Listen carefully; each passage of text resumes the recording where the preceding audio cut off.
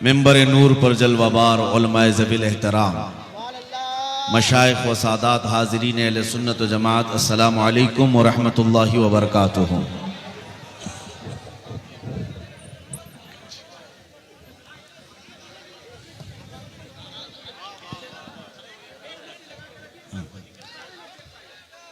अब ठीक आछे ना? अल्हम्दुलिल्लाह अल्हम्दुलिल्लाहिल हन्नानिल मन्नान अल्लज़ी खलक़ल इंसाना व अल्लमहुल बयान वस्सलातु वस्सलामु अला रसूलिही सय्यिदिल इंसी वल जान व अला आलिही व अस्हाबिही ज़विल खैरि वल इहसान, अम्मा बअद। फ़अऊज़ु बिल्लाहि मिनश शैतानिर रजीम, बिस्मिल्लाहिर रहमानिर रहीम। फ़ल्यहज़रिल्लज़ीना युख़ालिफ़ूना अन अम्रिही अन तुसीबहुम फ़ितना औ युसीबहुम अज़ाबुन अलीम। सदक़ल्लाहु मौलानाल अज़ीम। बारगाह रिसालत मुआब सल्लल्लाहु अलैहि वसल्लम में दुरूद पाक का हदिया पेश करें। अल्लाहुम्मा सल्लि अला सय्यिदिना व मौलाना मुहम्मदिन मअदनिल जूदि वल करम व आलिहि व अस्हाबिहिल किराम व इब्निहिल करीम व बारिक व सल्लिम सलातन दाइमतन सरमदन अबदा। बंगाल की सरजमीन, हो सकता है रात की ठंडी तो हो, मगर मोमिनों के दिलों में कभी इश्क़ रिसालत की ठंडी नहीं आ सकती। सुभान अल्लाह। लिहाजा जितनी बुलंद आवाज से आप नारा और सुभान अल्लाह कहते हैं, इश्क का तकाजा यह है कि जब मेरे मुस्तफ़ा का जिक्र आए तो बुलंद आवाज से दुरूद पाक भी पढ़ा जाए। बुलंद आवाज से पढ़ें दुरूद पाक। अल्लाहुम्मा सल्लि अला सय्यिदिना शफ़ीअना अल्लाहुम्मा सल्लि अला सय्यिदिना मुहम्मदिन मअदनिल जूदि वल करम व आलिहि बारिक व सल्लिम सलातन व आलिहि व अस्हाबिहिल किराम व इब्निहिल करीम व बारिक व सल्लिम। मेरे अजीजों, हर मोहब्बत करने वाला अपने महबूब के जिक्र पर झूम उठता है। लिहाजा दुरूद मुबारका एक ऐसी इबादत है जिसके जरिए से आप नबी करीम सल्लल्लाहु अलैहि वसल्लम के बहुत करीब पहुंच जाते हैं। जब जिक्र आ जाए मेरे मुस्तफ़ा का, लबों को बंद न रखो, बेइख्तियार हुजूर पर दुरूद पढ़ लिया करो। महफिलों की चाशनी, महफिलों का इत्र भी यही है, हमारी रूह की ग़िज़ा भी यही है। नबी पाक सल्लल्लाहु तआला अलैहि वसल्लम की बारगाह में जिसका जितना कुर्ब होगा वो दुरूदों की बरकत से होगा। इमाम गज़ाली रहमतुल्लाह तआला अलैह ने लिखा है। बहरहाल मैं अपनी गुफ्तगू को आगे बढ़ाता हूँ ये अर्ज करते हुए, या रसूल अल्लाह अभी वो उम्मी फिदा का, या रसूल अल्लाह तेरे इश्क की बदौलत मुझे जिंदगी मिली है, तेरे इश्क की बदौलत मुझे जिंदगी मिली है, मेरी बात बन गई है तेरी बात करते करते, है जो जिंदगानी बाकी ये इरादा कर लिया है, तेरे मुनकिरों से आका मैं मरूंगा लड़ते लड़ते। अजीज़ान गिराम वक़ार, हमारी ज़िंदगी का कुल असासा, हमारी ज़िंदगी का कुल सरमाया, हमारी ज़िंदगी का खुलासा और लुब्बे लुबाब हासिल कलाम सिर्फ यही है जिसको आला हज़रत फ़ाज़िल बरेलवी रहमतुल्लाह अलैह ने फरमाया, उन्हें जाना उन्हें माना न रखा गैर से काम। लिल्लाहिल हम्द, मैं दुनिया से मुसलमान गया। और मुर्शिद गिरामी हुज़ूर ताजुश शरिया बदरुत तरीक़ा रहमतुल्लाह तआला अलैह फरमाते हैं, बुल हवस सुन, सीमो ज़र की बंदगी अच्छी नहीं। बुल हवस किसको कहते हैं? ख्वाहिशात का पुजारी, अपने ख्वाहिशात के पीछे भागने वाला। और सीमो ज़र कैसे कहते हैं? सोना और चांदी को। हुज़ूर ताजुश शरिया फरमाते हैं, ए ख्वाहिशात के पीछे भागने वाले, सोने चांदी की गुलामी अच्छी नहीं है। बुल हवस सुन, सीमो ज़र की बंदगी अच्छी नहीं, उनके दर की भीख अच्छी, सरवरी अच्छी नहीं। कुल जिंदगी का खुलासा यही है जो हमें हमारे असलाफ से मिला है। और कुरान ये कहता है, फल्यहज़रिल्लज़ीना युख़ालिफ़ूना अन अम्रिही अन तुसीबहुम फ़ितना। ईमान वालों को ये चाहिए कि रसूल के हुक्म की मुखालफत करने से बचें, वरना क्या होगा? अन तुसीबहुम फ़ितना औ युसीबहुम अज़ाबुन अलीम। या फिर यह होगा कि अगर तुम रसूल के रास्ते को छोड़कर चलोगे फितने में मुब्तला हो जाओगे या दर्दनाक अजाब में गिरफ्तार हो जाओगे। दो चीजें हैं, समझ करके चलो। नबी पाक सल्लल्लाहु ताला अलैहि वसल्लम को अगर छोड़ दिया फितने में मुब्तला होगे या अजाब में गिरफ्तार होगे। मैं एक मिसाल आपको बता देता हूं। जंगे ओहद जो हुई थी, जंगे ओहद इस्लाम की ये दूसरी बड़ी जंग है। इसमें हुआ यह था कि नबी पाक सल्लल्लाहु अलैहि वसल्लम ने एक ऊंचे टीले पर 50 तीरंदाज सहाबा को खड़ा किया था और उनसे कहा था कि जब तक मैं ना कहूं इस पहाड़ से नीचे मत उतरना, क्योंकि वो लोकेशन ऐसा था कि कुफार और मुशरिकीन सामने आते तो ये 50 तीरंदाज सहाबा तीर मार देते, वो सामने आ ही नहीं पाते थे। तो हुजूर पाक सल्लल्लाहु अलैहि वसल्लम की ये हिकमत थी और उन 50 तीरंदाज सहाबा ने अच्छे अच्छे काफिरों को ऊपर से तीर मारा था। फिर जब जंग जो है मैदान में चल रही थी, कुफार मुशरिकीन शिकस्त खाकर भाग रहे थे, अपना माल सब छोड़कर भाग रहे थे।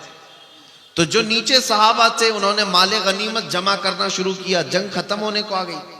अब सुनो, जो 50 तीरंदाज सहाबा ऊपर खड़े थे उन्होंने ये सोचा कि हम भी उतर जाते हैं और माले गनीमत जमा करते हैं, चूंकि जंग खत्म हो गई। उनमें से चंद सहाबा ने कहा नहीं, अल्लाह के रसूल ने फरमाया जब तक मैं ना कहूं उतरना नहीं। लेकिन सहाबा में आपस में यह बात हुई कि नहीं, रसूलुल्लाह के फरमाने का मतलब यह है जब तक जंग खत्म ना हो तब तक मत उतरना। जंग खत्म हो गई, वो कुफार भाग रहे हैं, अब यहां हम खड़े होकर क्या करें। तो 40 के करीब सहाबा उतर गए, यानी कई सहाबा उतरे। अब वो जो मेन लोकेशन था खाली हो गया, तो कुफार और मुशरिकीन की तरफ से खालिद बिन वलीद उस वक्त आए थे, अभी वो ईमान लाए हुए नहीं थे। जब उन्होंने देखा कि ये ऊंचा टीला खाली हो गया है, 200 लश्करियों को पीछे से भगाते हुए लाए और जो ऊपर खड़े थे सहाबा उन सबको शहीद किया। और वापस आकर के जो सहाबा माले गनीमत जमा कर रहे थे सब पर हमला किया और जो भागे हुए काफिर थे वो भी पलट कर आ गए। दोनों के बीच में सहाबा पिस गए, 70 सहाबा की जानें गई उस जंग ओहद में। मैं ये बात क्यों अर्ज कर रहा हूं, सुनो।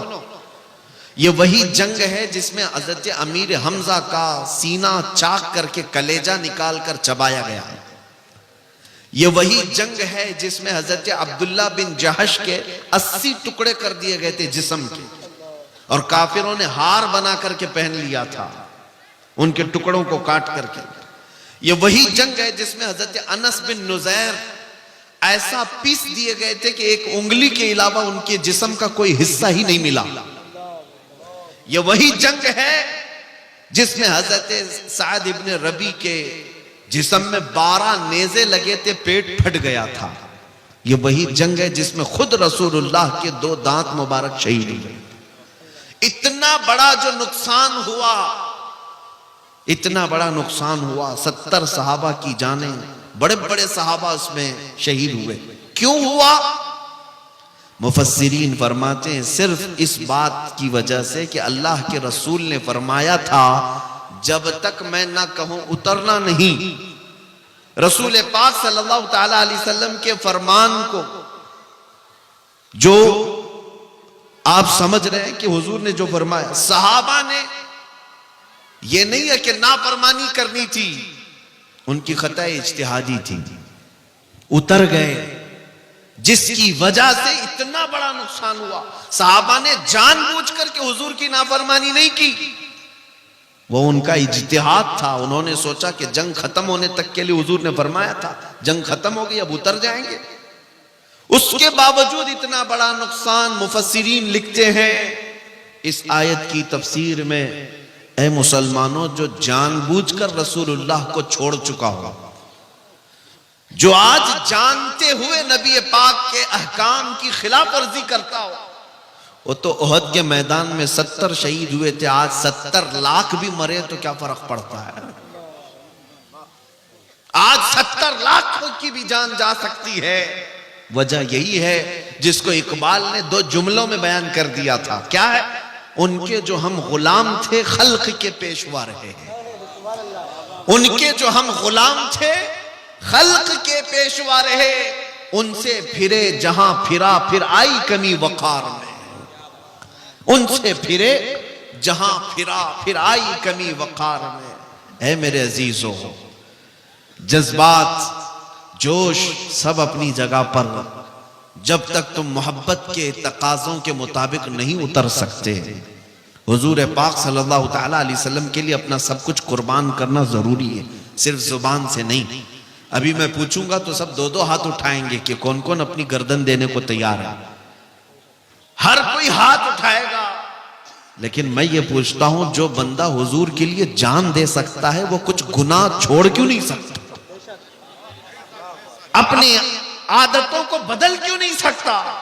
और मैंने तो ये भी देखा है, 8 दिन का अगर किसी को इश्क हो जाए किसी लैला से, और मजनू को हमने देखा है वो चेहरा भी बदल लेता है, कपड़े भी बदलता है, हेयर स्टाइल भी बदलता है, घंटों लैला के इंतजार में जाकर के पार्क में इंतजार भी करता है। मजाजी इश्क में जब तू अपने आप को बदल सकता है, जबकि ये भी भरोसा नहीं लैला कितने दिन तेरे साथ रहने वाली है, ये भी भरोसा नहीं, बावजूद उसके अपने आप को बदल सकते हो, तो उस नबी रहमत शहींशाह दो जहां के लिए क्यों नहीं बदला जा सकता, जो हमें एक बार थाम ले तो दुनिया में भी तन्हा नहीं छोड़ता, कब्र में भी नहीं और हशर में भी नहीं, हशर में भी वो तन्हा कभी नहीं छोड़ते। तो उनके लिए क्यों नहीं बदल सकते?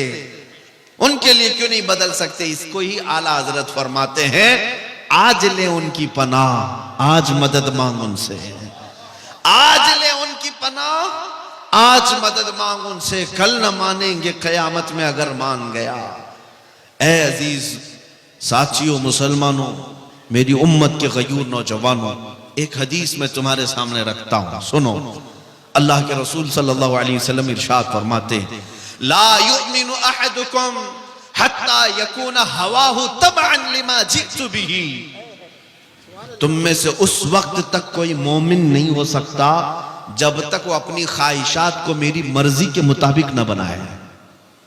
जिस चीज को मैं लेकर के आया हूं, रसूल पाक लेकर के आए, हुजूर की मर्जी के मुताबिक जब तक तुम अपनी ख्वाहिशात नहीं बनाओगे तब तक मोमिन नहीं। ये कहना आज से छोड़ दो कि मेरी मर्जी मैं जैसा चाहूंगा जीऊंगा, नहीं, ये कहना छोड़ दो, ये हमारी लाइफ है, हमें एंजॉय करने दो। किसी की लाइफ नहीं है, तुम में से किसी की अपनी जिंदगी नहीं है, बल्कि हकीकत में है क्या हमारे पास? ताजु शरिया से सुनो, वो खुद कहते हैं, जिंदगी ये नहीं है किसी की किसी के लिए, जिंदगी ये नहीं है किसी की किसी के लिए, जिंदगी है नबी की नबी के लिए। ना समझ मरते हैं जिंदगी के लिए, जीना मरना है सब कुछ नबी के लिए। ये है असल जिंदगी, ये है असल जिंदगी। जब तक तुम अपनी ख्वाहिशात को नबी की मर्जी के मुताबिक नहीं ढाल सकते, मोमिन कामिल नहीं हो सकते। सहाबा इकराम रिदवानुल्लाह ताला अलैहिम अजमाइन की चंद मिसालें मैं तुम्हारे सामने रखता हूं। अजीज़ान इकराम वक़ार, उन्होंने जिस्म की कुर्बानियां दी, माल की कुर्बानियां दी, औलाद की कुर्बानियां दी, जायदाद की कुर्बानियां दी, वतन की कुर्बानियां दी, रिश्तों की कुर्बानियां दी। क्या नहीं किया मेरे मुस्तफ़ा करीम सल्लल्लाहु अलैहि वसल्लम की मोहब्बत पाने के लिए, हर चीज को उन्होंने ठुकराया है। हजरत सुहैब रूमी एक सहाबी हैं, जवान, और मक्का मुकर्रमा में उनका हाल यह था, इतनी महंगी खुशबू लगाते थे कि जिस गली से गुजरते पूरी गली महकती थी। जब ईमान लाए रसूल पाक सल्लल्लाहु अलैहि वसल्लम पर, तो उनका हाल यह था कि वो, उनके माँ बाप सख्त किस्म के काफिर और दुश्मनी में मुलविस, अपने बेटे को टॉर्चर करना शुरू किया कि अगर तू मोहम्मद सल्लल्लाहु ताला अलैहि वसल्लम पर जो ईमान लाया है, इससे अगर बाज नहीं आएगा तो तुमको हम अपनी जायदाद से आग कर देंगे। यानी बाप कहता है मेरी जायदाद में तेरा हिस्सा नहीं होगा। बेटे ने कहा खुशी खुशी, मंजूर है, पूरी जायदाद आप रख लो, मुझे मेरे मुस्तफा की मोहब्बत का। छोड़ दिया। यहां तक कि बाप ने कहा मेरे घर में भी तेरे लिए जगह नहीं, तू निकल जा। हजरत सुहैब निकलने लगे। सुनो मेरे अजीजों, कहा कि ठीक है तुम अपने घर पे रहो, मैं मदीने चलता हूं। मक्का से मदीने हिजरत कर रहे थे तो मां पीछे से पुकार कर कहती है, बेटा तेरे जिस्म पर जो कपड़े हैं वो भी हमारी कमाई के हैं, तेरे नहीं हैं, वो भी उतार दे। कितने कठोर दिल थे वो लोग, कितने सख्त लोग थे। हजरत सुहैब ने वो लिबास भी उतार दिया, टाट के कपड़े पहन लिए, टाट की गोनी डाल ली, कांटे लगा लिए और चलने लगे। तब भी बस नहीं किया, बाप ने कुछ गुंडों को भेजा बीच रास्ते में हजरत सुहैब को मारने के लिए। गुंडे आए, रास्ते में इतना मारते कि उनकी नाक फट गई, खून जारी हो गया। मार मार करके थक गए। फिर पूछा अब क्या इरादा है? वो उठते हैं और लंगड़ते हुए कहते हैं मदीने जाना है, मुस्तफा करीम सल्लल्लाहु अलैहि वसल्लम के यहां जाना है। ख्वाहिशात तो ये कहती हैं कि अपने घर में रहे, ख्वाहिशात तो ये कहती हैं कि मैं अपने माल का मालिक रहूं, लेकिन ठुकरा देना सिर्फ मेरे मुस्तफा के लिए यही ईमान है, यही ईमान है। और इतने जख्मी थे, पैदल चल करके मदीने आए। सहाबा कहते हैं जब वो मदीने आ रहे थे, शाम का वक्त था, रसूल पाक सल्लल्लाहु अलैहि वसल्लम मस्जिद नबवी से बाहर आकर खड़े हैं, जैसे किसी का इस्तकबाल करने के लिए खड़े हैं। सहाबा ने पूछा, या रसूल अल्लाह कोई कबीला आ रहा है, कोई वफद आ रहा है जिसका आप इंतजार कर रहे हैं? नबी पाक सल्लल्लाहु अलैहि वसल्लम ने फरमाया, नहीं, मेरा एक दीवाना, मेरा एक मुहिब मेरी मोहब्बत में जख्म खाकर आ रहा है। तो सहाबा देखते हैं हजरत सुहैब आ रहे थे, जख्मी हालत, घुटने फूटे हुए हैं, नाक फटी हुई है, पूरे जिस्म में टाट के कपड़े हैं। जब वो करीब आए, नबी पाक सल्लल्लाहु अलैहि वसल्लम ने अपनी चादर उठा करके उनके जिस्म पर डाल दी, अपने सीने से लगा लिया।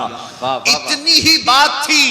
सुनो, हजरत सुहैब कहते हैं, ऐ लोगों, दुनिया में सबसे ज्यादा मोहब्बत करने वाली कोई जात है तो वो माँ होती है, सबसे ज्यादा मोहब्बत करने वाली माँ होती है। लेकिन मैं वो बंदा हूं जिससे मेरी माँ ने भी कपड़े उतार लिए, उसके बावजूद अगर मुझे किसी ने चादर पहनाया है तो वो ताजदार मदीना की जात। वाह वाह वाह वाह, नारे तकबीर, नारे तकबीर, नारे रिसालत, नारे रिसालत। मुझसे मां से ज्यादा मोहब्बत करने वाली जात।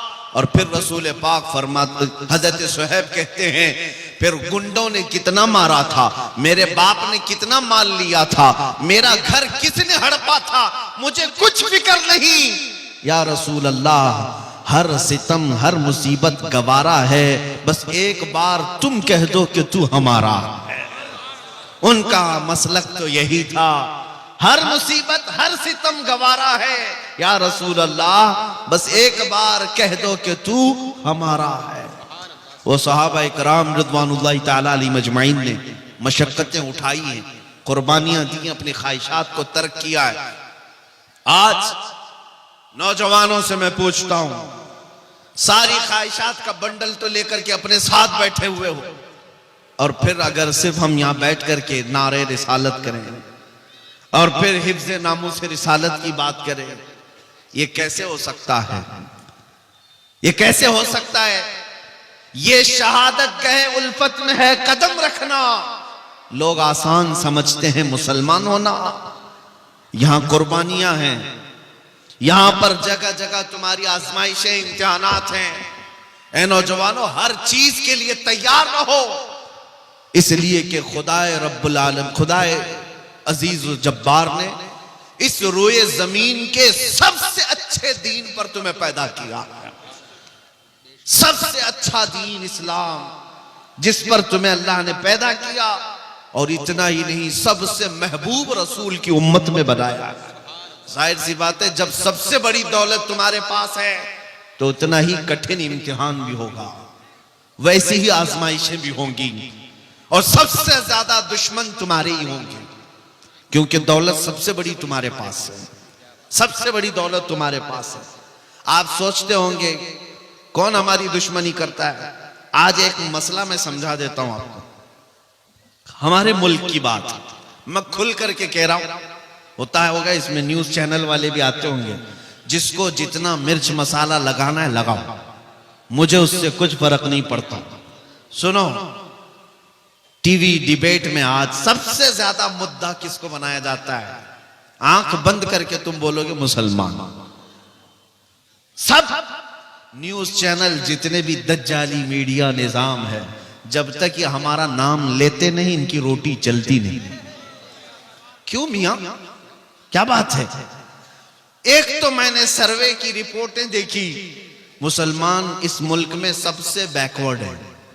इनके पास माल की कमी है, इनके पास एजुकेशन की कमी है, इनके पास सियासत नहीं, इनके पास क़यादत नहीं, इनके पास डिपार्टमेंट में लोग नहीं, इनके नेता नहीं। सब रिपोर्ट में हमने देखा, यहां तक के कई रिपोर्टें ये बताती हैं कि दलित समाज से भी नीचे आ गए मुसलमान कुछ मामलात में। इतनी बिछड़ी हुई कौम है अगर, और वो भी पूरे मुल्क में 14% है। इतनी बिछड़ी हुई कौम जिनका ढंग का एक नेता ना हो, इल्ला माशाअल्लाह, और कोई ताकत नहीं, कोई कुव्वत नहीं। फिर मैं ये पूछता हूं, सबसे ज्यादा डिस्कशन इस कौम पे क्यों होता है?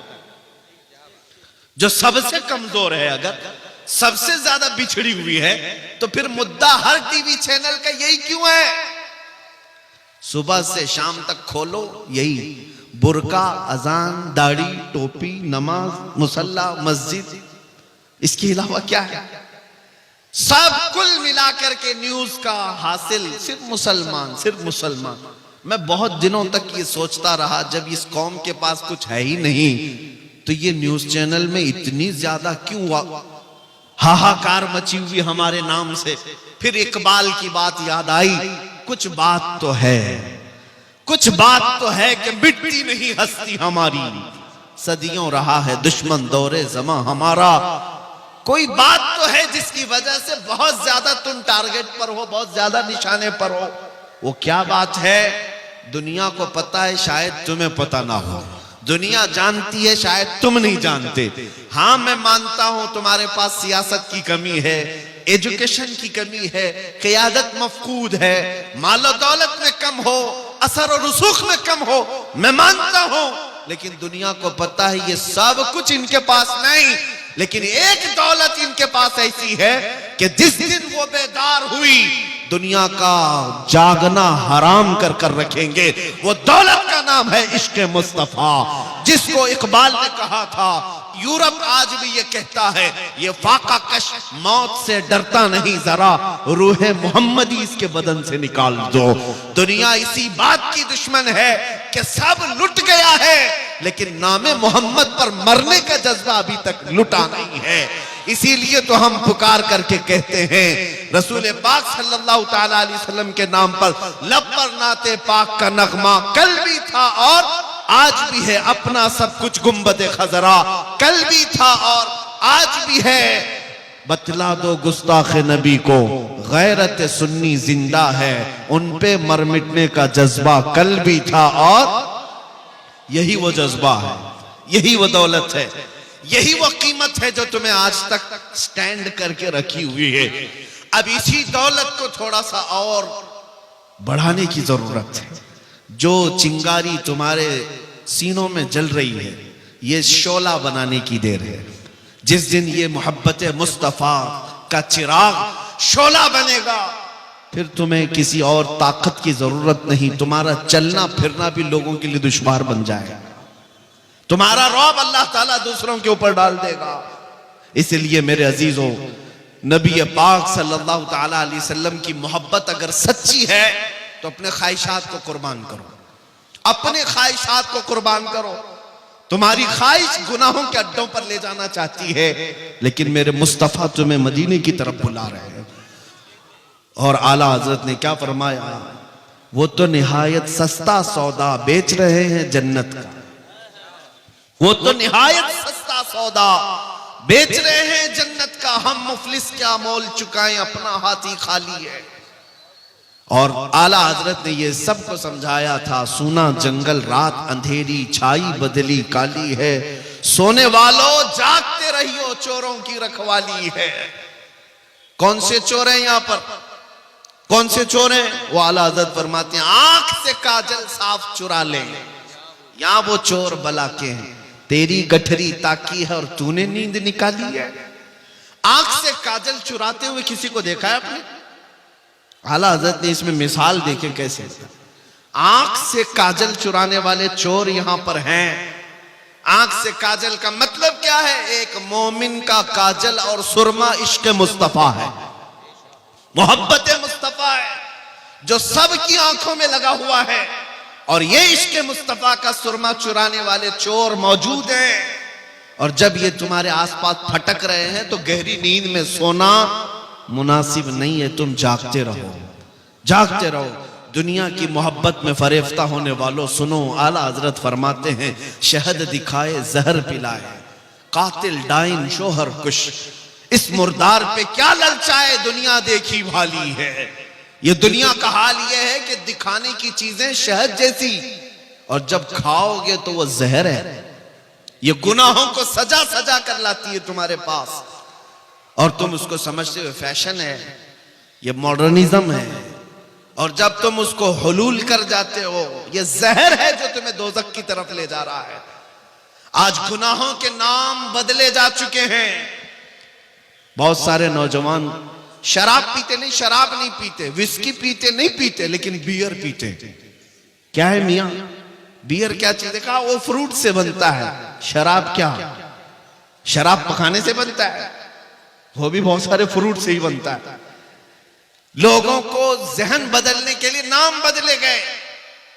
जिना का नाम क्लब रख दिया गया, मुजरे करने के लिए, भंगड़ा डालने के लिए बुरे अल्फाज इस्तेमाल किए जाते थे। पहले नचनिया कहते थे, लेकिन अब उसको डांस का नाम दिया जाए, वही फैशन है, वो फैशन है। जुआ खेलने वाले होते थे, उनसे दुनिया बचती थी, लेकिन अब जुएबाज, सट्टेबाज, दुनिया के बड़े बड़े करोड़पति बैटिंग करते हैं। हम क्या काम है? क्रिकेट, फुटबॉल में बैटिंग करना। जुएबाज, गैम्बलर, ये वो लोग हैं जिनके मुतालिक रसूल पाक सल्लल्लाहु ताला अलैहि वसल्लम की अहादीस में सख्त तरीन मजम्मत आई है।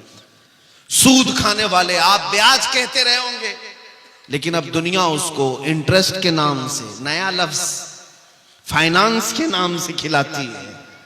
सूद का एक लुकमा खाने वाला, मेरे मुस्तफा फरमाते हैं, खाने काबा के सामने अपनी मां से जिना करने के बराबर। मुसलमानों को इन तमाम चीजों में लाकर डाल दिया गया है। गुनाहों के नाम बदले गए। इसीलिए एक ही बात मैं कह रहा हूं, तवज्जो से सुने, जब तक तुम अपनी ख्वाहिशात को हुजूर की मर्जी के मुताबिक नहीं बनाओगे, ये दुनिया कदम कदम पर तुम्हें जहर पिलाती रहेगी, जहर पिलाती रहेगी। आपको क्या क्या नाम दे दिए गए। बहुत सारे नौजवान सजने संवरने के नाम पर अपना अपना तशख्खुस बिगाड़ लिया, अपनी आइडेंटिटी बदल दी। तुम्हारी दाढ़ियां तो गटर में बह रही हैं, तुम्हारी टोपियां तो छुपी हुई हैं, शर्म आती है। उन दूसरों को देखो, चोटी रखने में शर्म नहीं आती, बालियां पहनने में शर्म नहीं आती, चूड़ियां पहनने में शर्म नहीं आती। नौजवानों की बात कर रहा, कपड़े फाड़ करके पहनने में शर्म नहीं आती, लेकिन मुस्तफा करीम के अखलाक पर अमल करने में शर्म आती है। इंसाफ करो, फिर कौन से मुसलमान हो। जब तक तुम अपने आप को ना बदलोगे, ये हालात नहीं बदलने वाले। कुरान कहता है, इन्नल्लाह ला युगय्यिरु मा बिकौमिन हत्ता युगय्यिरु मा बिअनफुसिहिम। बेशक अल्लाह ताला उस वक्त तक किसी कौम की हालत को नहीं बदलता जब तक वो कौम खुद अपनी हालत नहीं बदलती। आज बदलने का वक्त है। शायर ने सच कहा है, जगह जगह के थक चुके हैं तुम्हें यह हंगामे, नशाते लज्जते ख्वाबे गिरा बदल डालो। गलत रवि से मनाजिल का बहुत बढ़ता है, मुसाफिरों रविश कारवां बदल डालो। मैं आया हूं सिर्फ यहां पर इस बात के लिए कि तुम्हारे घरों में हर पैदा होने वाला बच्चा मेरे मुस्तफा का सिपाही बनकर के निकले। नबी पाक सल्लल्लाहु ताला अलैहि वसल्लम की इज्जत पर पहरा देने वाला बनकर निकले। इतने बड़े अजीम काम के लिए उठने वाला एक बच्चा, जाहिर सी बात है उसे अंदर से और बाहर से पूरा पाक होना होगा, उसकी तरबियत पर पूरी तवज्जो देनी होगी। यहां पर जितने हाजिरीन आए, सबसे मैं कहता हूं, अगर अल्लाह ने एक बेटा दिया है तो मेरे मुस्तफा के नाम पे पालो, उसकी तरबियत करो नामे मोहम्मद लेकर के, और उसे यूं सिखाओ मैं सो जाऊं या मुस्तफा कहते कहते, खुले आंख मेरी सल्ले अला कहते कहते। जब वो जवान हो जाए फिर देखना दुनिया उसके सामने उंगली उठाने की भी हिम्मत नहीं रख सकती। आज तुमने अपने बच्चों को आवारा कर रखा है, इनको किसी और के गोद के हवाले कर दिया है, इनको तुम ऐरे गैरे के तरबियत में डाल रखे हो। सिर्फ इतनी बात मैं कहने आया हूं, तुम्हारा हर बच्चा मेरे मुस्तफा का सिपाही होना चाहिए। नबी पाक सल्लल्लाहु ताला अलैहि वसल्लम की मोहब्बत में उसकी परवरिश होनी चाहिए। एक माँ का जज्बा देकर मैं अपनी गुफ्तगू को समेटता हूं। तवज्जो, मदीने की खातून है, मदीने की खातून है। जंगे उहद में एक नौजवान शहीद हो गया, जंग में एक नौजवान शहीद हो गया। लोगों ने आकर के उसकी मां को बताया तुम्हारा बेटा शहीद हो गया, अकलौता बेटा था। अगर हमारी औरतों का कोई एक जवान बेटा दुनिया से चला जाए, पता नहीं वो आसमान सर पर उठा ले, मातम करने लगे, चेहरा नोचने लगे, बाल खोलने लगे।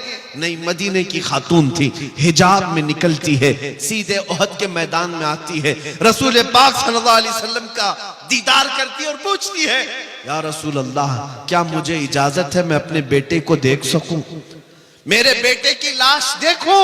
नबी पाक सल्लल्लाहु अलैहि वसल्लम ने फरमाया हाँ, तेरा बेटा शहीद हो गया, अल्लाह उसको बुलंद मकाम दे, जा तू देख सकती है। सुनो ए मुसलमानों, वो खातून आई अपने बेटे को ढूंढते हुए, मैदान में पड़ी हुई एक लाश है, जवान बेटे की लाश। जब माँ देखे तो कलेजा फट जाना चाहिए, लेकिन कमाल है वो मदीने की खातून, सलाम हो उनकी अजमतों और कुर्बानियों पर, अपने बेटे की लाश के करीब आई, जिस्म से जुब्बा हटाया, जिस्म से जुब्बा हटाया और पलटा, पीठ पर हाथ फेरती रही, सीने पर हाथ फेरती रही, फिर जुब्बा सीधा किया, मुस्कुराई और सजदे में गिर गई, सजदे में गिर गई, शुक्र अदा करने लगी। सहाबा वहां खड़े थे, उन्होंने पूछा है खातून आप ये क्या कर रही हैं? सुनो मदीने की खातून क्या कहती हैं। कहती हैं बात दरअसल ये है, मेरे इस जवान बेटे की मैंने शुरू से परवरिश इसी नाम पे की थी कि कभी इसकी जवानी काम आए तो मेरे मुस्तफा के काम आए, मेरे नबी पाक की इज्जत के लिए काम आए। फिर जब उहद की लड़ाई का ऐलान हुआ, मैंने अपने बेटे को सजा संवार करके अपने घर से रुखसत किया था। जब मेरा बेटा कल घर से मुझसे रुखसती ले रहा था, मैंने उसको नसीहत के तौर पर एक लफ्ज कहा था, बेटा अगर जंग में सख्तियां आ गई, अगर दुश्मनों की तरफ से बहुत ज्यादा वार होने लगे, तुझे मैं कसम देती हूं नबी पाक को छोड़कर भागना मत मैदान से, कभी पीठ पीछा करके भागना मत, और अगर तू मैदान से भागते हुए मारा गया, भागते हुए मारा गया, मां कहती है मैं अपना दूध माफ नहीं करूंगी, मैं अपना दूध माफ नहीं करूंगी। बच्चों की तरबियत इस नाम पर मदीने की खवातीन करती थी, मैं अपना दूध नहीं माफ करूंगी। ये खातून कहती है मुझे फिर जब पता चला मेरा बेटा शहीद हो गया, मैं दौड़ती हुई आई देखने के लिए, और मैंने इसका जुब्बा उठाकर जो पीठ पर देखा, यही देखा कि कहीं ये भागते हुए पीठ पीछे से तो नहीं मारा गया, काफिर होने से पीछे से वार करके तो नहीं मारा, ये भागता हुआ तो नहीं मारा गया। मैंने देखा मेरे बेटे की पीठ पर एक भी तीर का निशान नहीं है, जितने निशान है सब इसने सीने पर लिया है। इसी बात पर मैं अल्लाह का शुक्र अदा करते हुए सजदा रेज़ हुई। वो कैसी खवातीन थी, अपना लाल और अपना जिगर दे भी दिया, लेकिन ये देखा कि मेरे मुस्तफा की खिदमत में पूरा उतरा भी है या नहीं उतरा। मेरे अजीजों, बच्चों की तरबियत मदीने वाले यूं किया करते थे, इसलिए मदीना छोटा जरूर था, लेकिन कैसर और किसरा की फौजें भी मदीने के नाम से थरथराती थी, खौफ से डरती थी। क्यों? मदीने तैयबा में पलने वाले छोटे बच्चे भी बड़े बड़े बादशाहों को आंख दिखाने के काबिल थे, उनकी परवरिशें थी इस तरह। ऐ अजीज कौम के गयूर नौजवानों, आज मैं इतना मैसेज देकर के जाता हूं, आज के जो हालात बिगड़ते जा रहे हैं उसकी वजह यही है। जाहिर सी बात है, जब तुम सोने लग जाओगे तो कुत्ते राज करना शुरू कर देंगे। तुम्हारा चलना फिरना जारी रहेगा तो कुत्ते अपनी अपनी जगहों पर जाएंगे। आज ये तमाम हालात के बदलने की वजह यही है, हमने अपने हाथों अपनी बहुत सारी खराबियां की हैं, अपने हाथों अपनी बर्बादियां शुरू की हैं। इन्हें कौन समझाए है नौजवानों को कि तुम्हारा दीन कितना पाकीज़ा है, कितना खूबसूरत है, इससे बेहतर इज्जत तुम्हें कहीं नहीं मिल सकती। मुस्तफा करीम के कदमों में जो इज्जत है वो फरिश्ते भी उसकी इज्जत करते हैं। लेकिन तुम कहां ढूंढने निकले? बॉलीवुड में, हॉलीवुड में, और तुम सीरियल्स में, टीवी चैनल्स में देखने पर चल पड़े। जब कौम अपना तशख्खुस और अपनी आइडेंटिटी छोड़ देती है तो वो लोगों की ठोकरों पर आ जाती है। हमारी अपनी रिवायात बरकरार रखना हमें जरूरी है। आ जाओ मेरे मुस्तफा के अखलाक पर। आज जो हालात बदले हैं, सिर्फ थोड़ी बेदारी की जरूरत है। मुझे पता है उन पाखंडियों की कोई हैसियत ही नहीं जो अपने गुफे में बैठकर भौंक तो सकते हैं लेकिन कभी किसी मोहम्मद अरबी के शेर का मुकाबला कर ही नहीं सकते। इतनी बात तय है, ये आज से नहीं तारीख से साबित है। नबी पाक सल्लल्लाहु ताला अलैहि वसल्लम की निस्बत जिस गुलाम से है, कुत्ते उसका मुकाबला नहीं करते। और ये बात भी मैं बता दूं, हाहू बहुत हो रहा होगा, दुनिया वाले बहुत कुछ बड़े बड़े बुलंद बांग दावे कर रहे होंगे, लेकिन इतनी बात जरूर है, बहुत सारे कीड़ों की आवाज से और कुत्तों की आवाज से इनकलाब नहीं आता। एक शेर भी अगर दहाड़े तो पूरे मैदान में इनकलाब आता है। बड़ी बड़ी उन आवाजों की तरफ हमें तवज्जो करने की जरूरत नहीं। हमने देखा है आज एहसास सिर्फ इस बात का हो रहा है कि हमें छेड़ने वाले लोग खुले आम आजाद हो गए, वरना इतनी मजाल नहीं थी कि मेरे नबी तक उंगली पहुंच जाए, कुरान तक पहुंच जाए, इस्लाम तक पहुंच जाए। होना तो कुछ नहीं, ना हुजूर की शान में एक नुक्ता फर्क आ सकता है, ना कलामे खुदा कुरान मुकद्दस का एक नुक्ता बदला जा सकता है, कुछ नहीं होगा। लेकिन शर्म की बात यह है कि हमारी जिंदगी में उन तक हाथ कैसे गया, इस बात का अफसोस है। बाकी कुरान के मिटाए जाने का या रसूल पाक की इज्जत का सवाल ही नहीं बनता, क्योंकि आला हजरत ने फरमाया तू घटाए से किसी के न घटा है न घटेगा। या रसूल अल्लाह, जब बढ़ाए तुझे अल्लाह ताला तेरा, मिट गए मिटते हैं मिट जाएंगे, आधा तेरे न मिटा है न मिटेगा कभी, चर्चा तेरा रहेगा यूं ही उनका चर्चा रहेगा। बड़े खाक हो जाएं जल जाने वाले, नबी पाक सल्लल्लाहु ताला अलैहि वसल्लम की इज्जत पर कोई आंच नहीं आ सकती, कुरान पाक का एक नुक्ता नहीं बदल सकता। हमने अपनी जिंदगी में भी नहीं देखा वो राफजी कुत्ता जो दीन बदलने निकला, इस्लाम बदलने निकला, कुरान को बदलने निकला। हालत ऐसी हो गई कि घर का, वो क्या कहते, धोबी का कुत्ता, ना घर का ना घाट का। आज यही हालत हो गई, ना इधर का रहा ना उधर का रहा, बीच सड़क में पड़ा रहा। अब तो ऐसे ऐसे स्टेटमेंट आते हैं उसके, जान का खतरा है, मैं जान का खतरा है। ये जिल्लत तो अभी दुनिया में देखनी है, आखिरत की बाकी है। सच फरमाया इमाम इश्क व मोहब्बत ने, या रसूल अल्लाह, जो तेरे दर से यार फिरते हैं, दर बदर यूं ही खार फिरते हैं, दर बदर यूं ही खार फिरते हैं। जो हुजूर पाक को छोड़ता है वो जिल्लतों का शिकार होता ही है।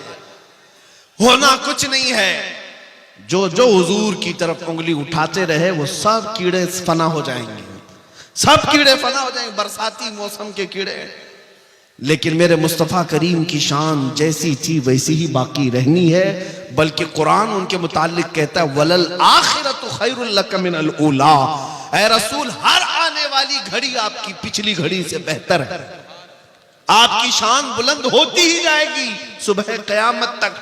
अरे मियां, ये तो कुरान की बात है ही है। जॉर्ज बर्नार्ड शॉ, अंग्रेज तारीख दान, एक मौर्रिख या अंग्रेज एक दानिश्वर है, वो कहता है, हमारी जमात का नहीं, वो कहता है मैंने दुनिया में बहुत सारे इनकलाब देखे, रेवोल्यूशन, और इनकलाब लाने वाली शख्सियतें जब तक जिंदा थी उनका इनकलाब भी जिंदा था, लोग भी ज्यादा थे, लेकिन जब वो शख्सियतें मर गई तो इनकलाब भी ठंडा पड़ गया, वो रेवोल्यूशन भी गया। जैसे लेनिन का इनकलाब, मार्क्सिज्म का इनकलाब, सोशलिज्म का इनकलाब, डेमोक्रेटिक का इनकलाब, बहुत सारे इनकलाब आए। जॉर्ज बर्नार्ड शॉ कहता है लेकिन एक इनकलाब मदीने से आया था, मुहम्मदुर रसूलुल्लाह का।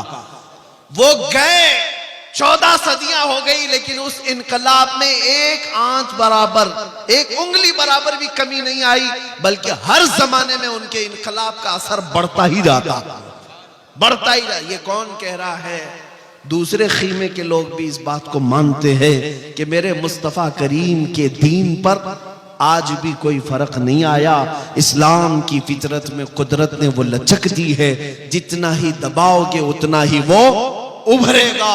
ऐ मुसलमानों, मेरा ये मैसेज सुन करके जाओ, हमारे तमाम मसाइल का हल यही है कि मोहम्मद से वफा तूने तो हम तेरे हैं, ये जहां चीज है क्या लौह कलम तेरे हैं। अब आओ हम ये अज़्म करके आज उठते हैं, जिंदगियां गुजारी अय्याशियों में, गुनाहों के अड्डों पर, बर्बादियां तो हमने अपने आंखों से देखी है। लोग आज हमें ठोकरों पर रख रहे हैं, कभी मस्जिदों की तरफ निशाने, कभी हमारे गुंबदों की तरफ, कभी खानकाहों की तरफ, कभी हमारी बच्चियों के हिजाब की तरफ, कभी कुरान, कभी रसूल, कभी खुदा की शान की तरफ। लेकिन आज हर मुसलमान नौजवान को बदलना होगा और ये अहद करना होगा, अब मैं जीऊंगा तो मेरे मुस्तफा के अखलाक पर जीऊंगा, उनकी सुन्नतों पर जीऊंगा।